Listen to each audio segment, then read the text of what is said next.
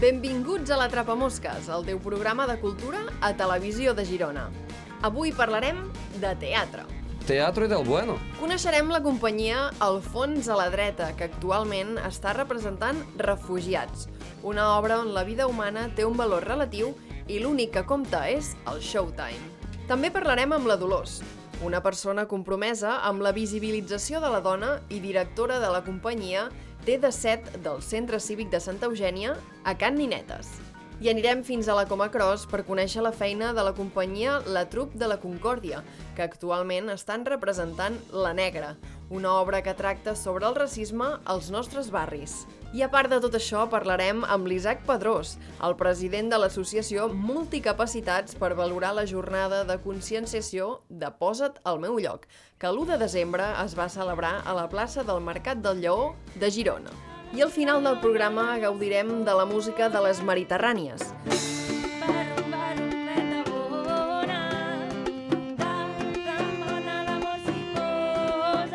Però per començar anirem fins al Teatre Municipal de Girona per conèixer a la Mònica, una voluntària de temporada alta, el Festival d'Arts Escèniques que es celebra principalment a les ciutats de Girona i Salt entre els mesos d'octubre i desembre. Soc voluntària perquè de tota la vida m'ha agradat involucrar-me en projectes de voluntariat i associatius. M'agrada moltíssim el teatre i penso que és una manera de veure el teatre des d'un altre cantó, des d'una altra visió que no és la del públic assegut a la butaca.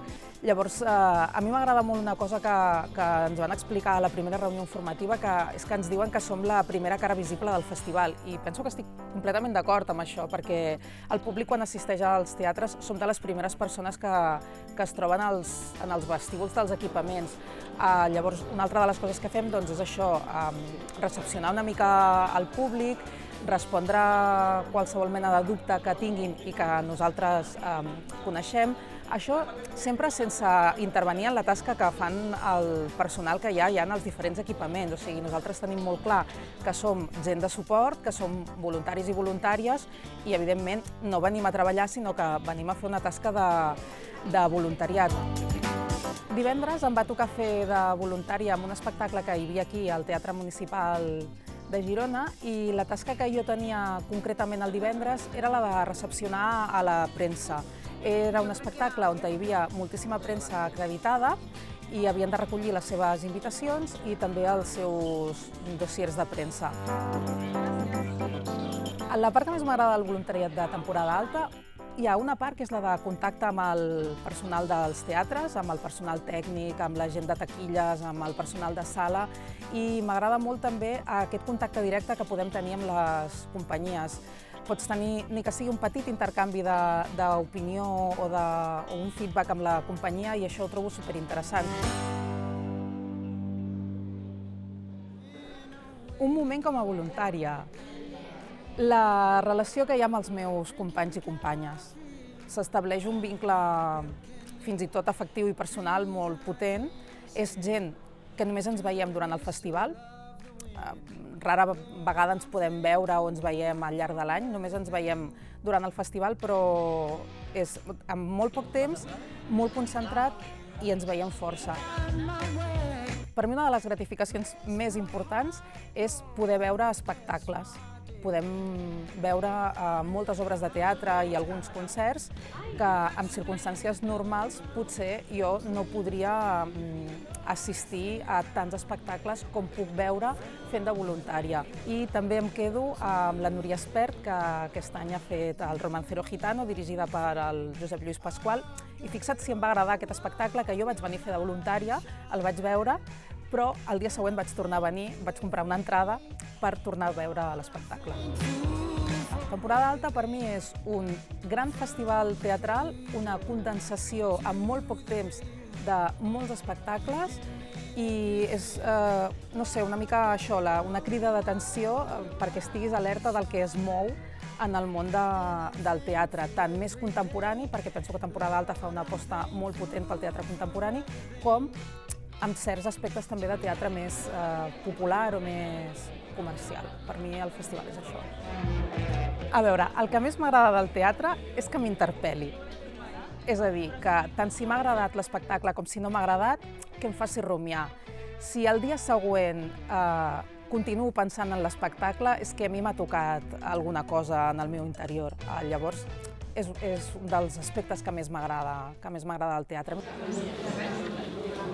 I ara anirem fins al Centre Cívic de Sant Narcís per conèixer els orígens de la companyia Al fons a la dreta i per parlar de l'obra que estan representant actualment, Refugiats. La línia de foc sempre... La companyia Al fons a la dreta és una companyia de teatre amateur que és bastant jove, ens vam fundar ara fa 2 anys, a finals del 2017, i som gent que ens vam conèixer a través de la companyia de teatre Fa Com Nou, que és una associació, és la companyia de teatre de l'associació de veïns del barri de Sant Narcís. Vam començar amb una obra que es diu Jo Mai Mai, que era de creació pròpia. La vam escriure i la vam dirigir entre tots. La vam estrenar al teatre del Centre Cívic de Sant Narcís i després, abans de poder començar una gira a altres teatres, vam provar de fer-la dins de casa d'un dels membres de la companyia. Això va sorgir la idea mentre estàvem fent un sopar en aquell pis i ens faltava un lloc per assajar i vam decidir assajar en el mateix pis i vam veure que funcionava per com era l'espai i vam decidir provar de fer-ho allà. Només hi cabien 13 espectadors, aleshores feia que fos molt més íntim. No la suporto, la guerra! I això l'he dit amb la mateixa sinceritat en què abans dic que jo no m'estorbava. Però si estic fent la guerra és perquè vull la pau! Llavors vam fer una gira durant el 2018. Després d'aquesta gira vam començar un nou projecte, aquesta vegada ja amb un director i amb un text que havíem escollit i a través d'això hem fet una obra que es diu Refugiats, de Sergi Pompermayer i dirigida per Ferran Joan Miquel. Espera, el pitjor és que vaig quedar prenyada i vaig haver de votar. No penso impedir criar els fills de l'enemic, saps? L'obra Refugiats no té res a veure amb el Jo Mai Mai, són teatres molt diferents. Jo Mai Mai era una obra més divertida, més per passar l'estona, per dir alguna cosa, no tenia massa missatge. Va agradar molt perquè la gent s'ho passava molt bé durant l'obra, però a l'hora de fer un projecte diferent teníem clar que volíem fer un teatre més compromès, que fes reflexionar més al públic i al final al trobar el text de Refugiats vam decidir que seria una bona obra per anar cap aquí. I estic segur que ja havia matat a més d'un home. És una obra que també és filla del seu temps, en el sentit de que parla d'una realitat que és la del sensacionalisme periodístic, que estava molt en boga o era molt mediàtica fa això, doncs, uns 20 anyets. Ara això ja és una cosa que està una mica com superada o com vista. De fet, l'obra enganya una mica, perquè quan diu refugiats, en realitat, si tu dius refugiats, pensaries en la realitat del drama dels refugiats que estan creuant el Mediterrani, etc., oi? Però en realitat està parlant d'un programa, un concurs sensacionalista que es diu Refugiats i va sobre una sèrie de refugiats que intenten escapar d'un conflicte bèl·lic que, pel que diu el text, se suposa que està basat o inspirat en el conflicte dels Balcans i a partir d'aquí doncs, munta tota una trama argumental entorn d'aquest show mediàtic sensacionalista que és un concurs per parlar d'una mica d'això, no? D'aquesta mirada occidental una miqueta que ho ven tot, que de tot en fan objecte de consum. És un programa de televisió que té més audiència del meu país, ho veurà tothom, això. Si tis filla, mata-la ja. Tia, mare! Sí que m'agradaria que la gent, quan vingués a veure l'obra, anés una mica més enllà de la lectura fàcil de dir oh, que dolent que és aquest programa sensacionalista, quina ment més perversa la dels periodistes i tal, no? Bé, aquesta lectura és com molt en blanc o negre. Jo penso que l'interessant és dir ostres, com em situo jo com a telespectador davant d'això? Com em situo jo com a persona, com a consumidor d'imatges davant d'aquesta realitat? Jo penso que aquí està el quid de la qüestió, perquè l'altre ja és molt evident. Senyores i senyors. Mentre estàvem assajant i durant tot el procés d'assajos s'ha creat una complicitat molt maca, molt xula, i jo crec que aquesta complicitat és la que ha permès poder obtenir un bon resultat. Perquè jo crec que tenint en compte que és una companyia de teatre amateur, hòstia, el resultat que hem obtingut crec que està molt i molt bé, és molt i molt digne, hi ha hagut molt de rigor de treball. I això, ostres, és d'agrair, a tu et fa disfrutar. I a mi m'agraden els projectes que realment tu t'impliques molt a nivell personal com a director i els disfrutes, no? Perquè al final es tracta d'això. el que m'agrada del teatre són moltes coses. M'agrada estar a la sala d'assaig, creant una complicitat amb la companyia, amb els actors i amb les actrius, que és aquesta complicitat i veure com allò que estàs treballant va creixent i va tenint forma i que passin coses inesperades també, això m'encanta, que passin coses inesperades i les integres a dins del treball creatiu que estàs fent. I a banda d'això, jo crec que a mi personalment el teatre per mi és com la meva manera d'intentar entendre coses de la vida i de mi mateix.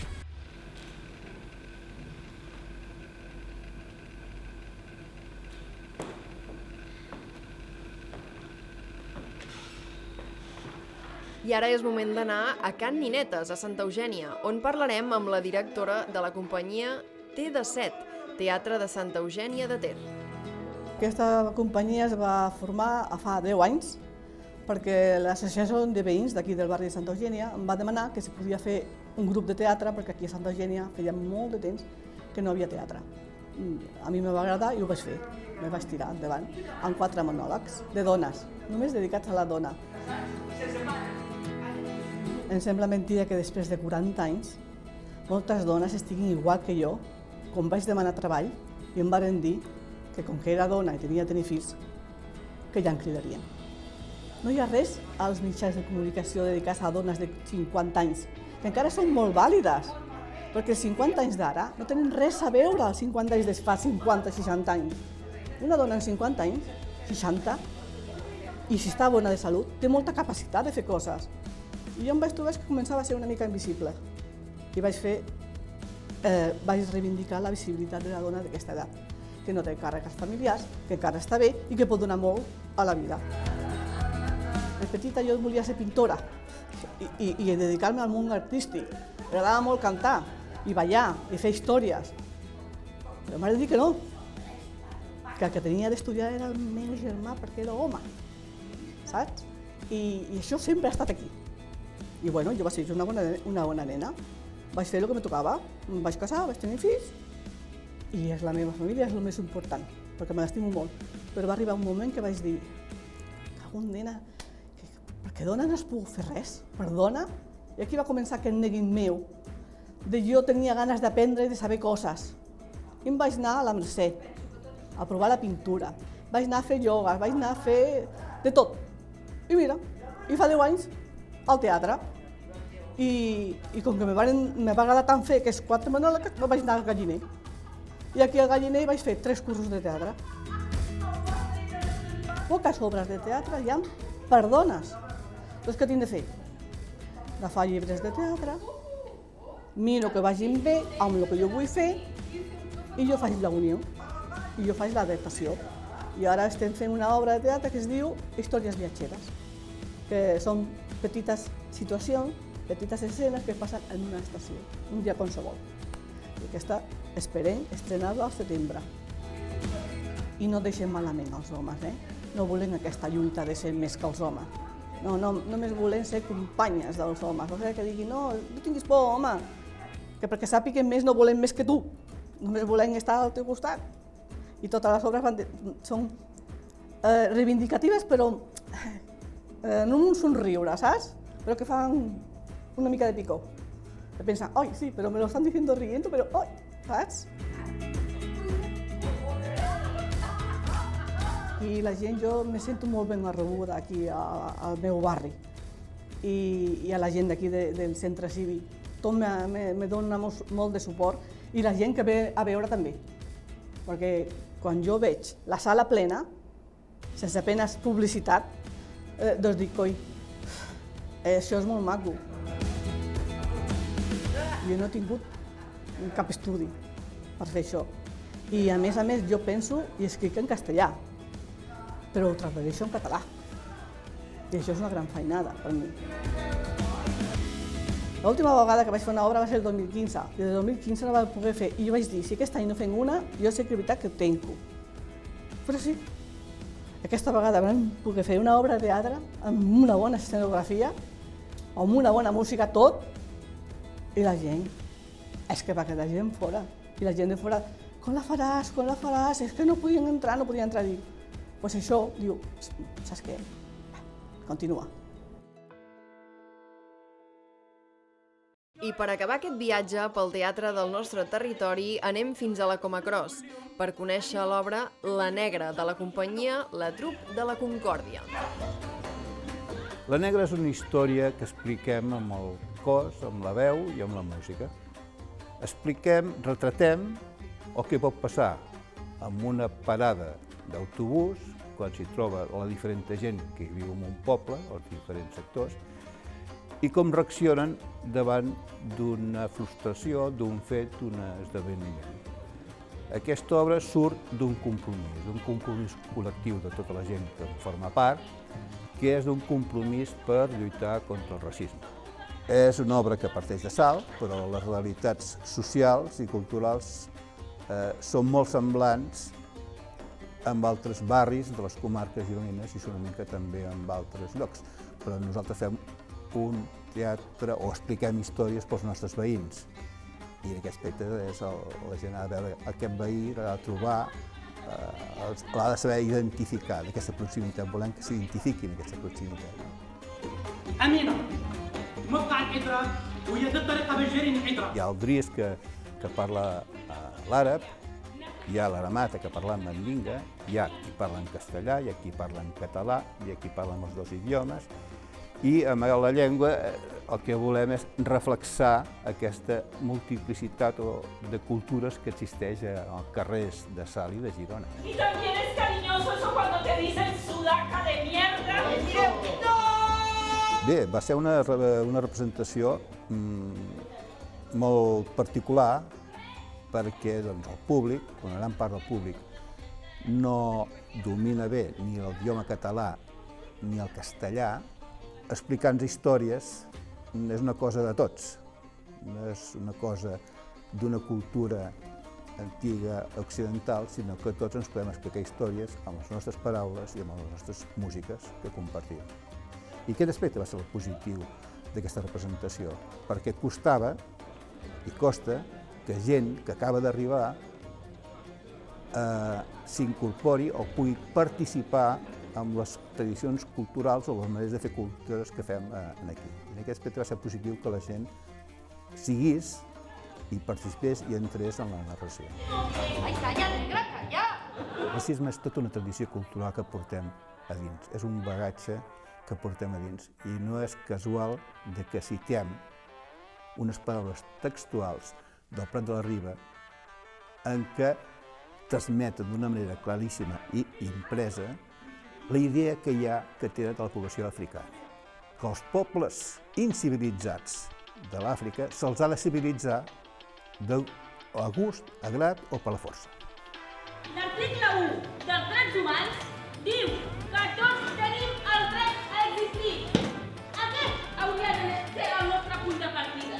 El Troupe de la Concòrdia va sortir a partir dels fets racistes que es van produir, aquelles manifestacions racistes que es van produir a Salt el 2010, i que llavors la Catalina i van dir hem de fer alguna cosa.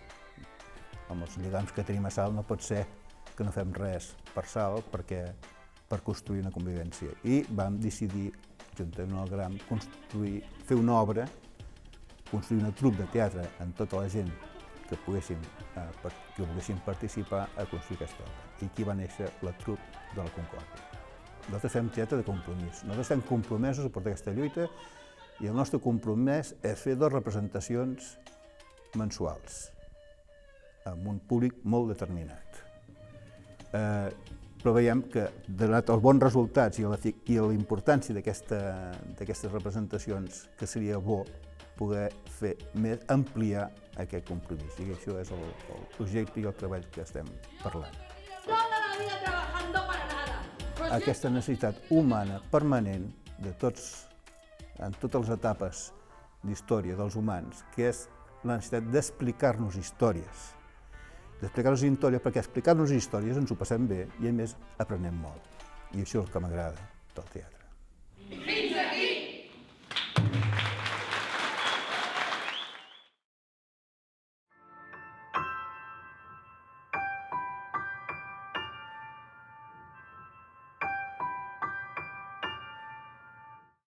El meu nom és Isaac Padró Suárez i tinc la sort d'estar al capdavant de Multicapacitats. Gràcies i continua la festa! I ens diem multicapacitats perquè som molts i diferents, i capacitats perquè parlem del lloc que podem fer i no del lloc que ens falta. Per Multicapacitats, la jornada Posa't al meu lloc és la nostra festa major. Al llarg de l'any anem fent diferents accions, jornades, activitats lúdiques, esportives, culturals, etc. Doncs per transmetre aquesta empatia en positiu, sempre són crítiques en positiu, i és evident que la suma d'aquestes experiències al llarg de l'any ens ajuden a tenir aquesta energia, aquesta empenta. Que realment fa possible la jornada són totes les entitats que venen. Enguany, a diferència de l'any passat, s'hi han afegit 19 de noves, i això per nosaltres és un símptoma de que l'edició està més que consolidada i de que realment hi ha moltes ganes de participar i de col·laborar-hi. La jornada del Posa't al meu lloc és una jornada per generar aquesta empatia, aquesta oportunitat de totes les persones que formen part d'una mateixa societat a poder empatitzar amb la situació que tenim moltes persones i que sovint, per aquesta manca d'informació o d'experiència vital, no podem posar-nos en el lloc de l'altre. Això a vegades fa que la convivència no sigui tan d'alguna manera positiva com hauria de ser. Mitjançant aquesta experiència, aquesta jornada del Posa't al meu lloc, el que busquem és que totes aquelles persones que amb molt bona voluntat volen ajudar les persones que tenim alguna discapacitat, sàpiguen com fer-ho, d'alguna manera que aquesta bona voluntat es transformi en ajuda efectiva. I alhora sempre ho fem un diumenge perquè el que volem és enfocar-ho a les famílies, especialment als més menuts, ja que tenim molt present que l'autèntic canvi social esdevindrà mitjançant aquesta formació, aquesta educació que rebran els més menuts, i que ells, quan siguin més grans o a mesura que es vagin fent més grans, de ben segur que tot això ho aniran normalitzant. Multicapacitats és una associació formada per estudiants i exestudiants universitaris de la UDG amb alguna discapacitat reconeguda oficialment i d'altres companys que també s'adhereixen a la nostra causa.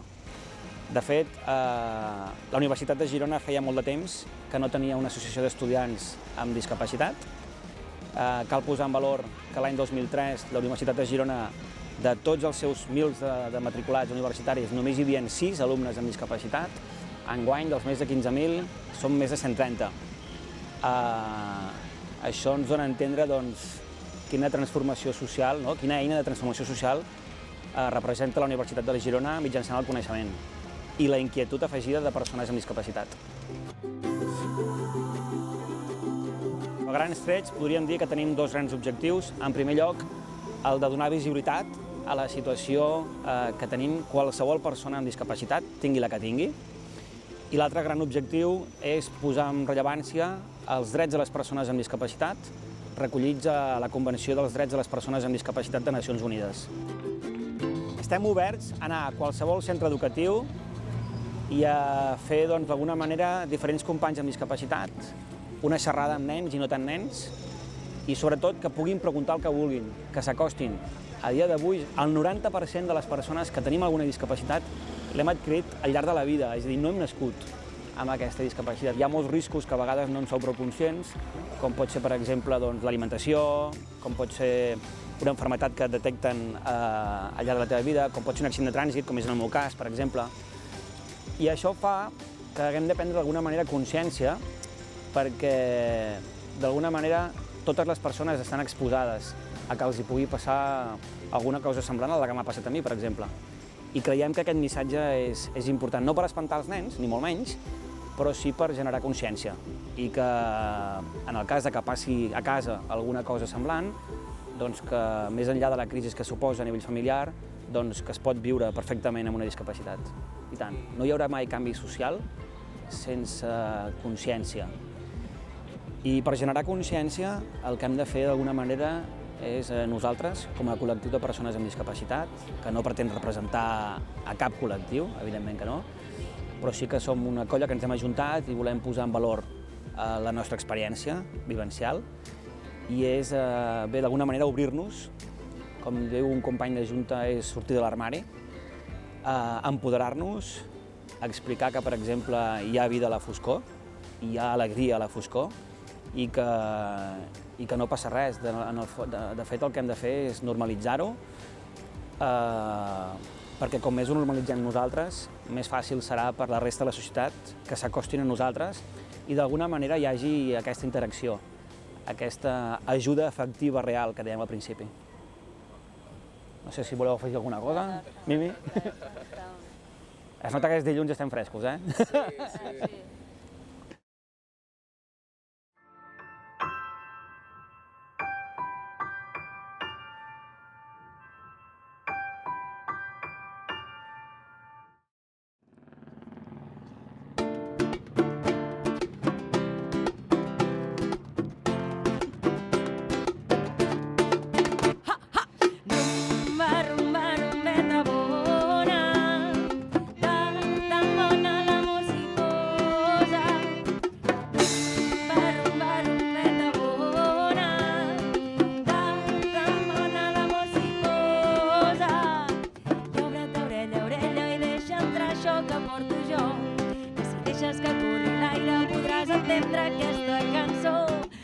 Vaig deixar tancada i l'he fet amb el vent, pensant que jo la cuidava, m'he quedat sola.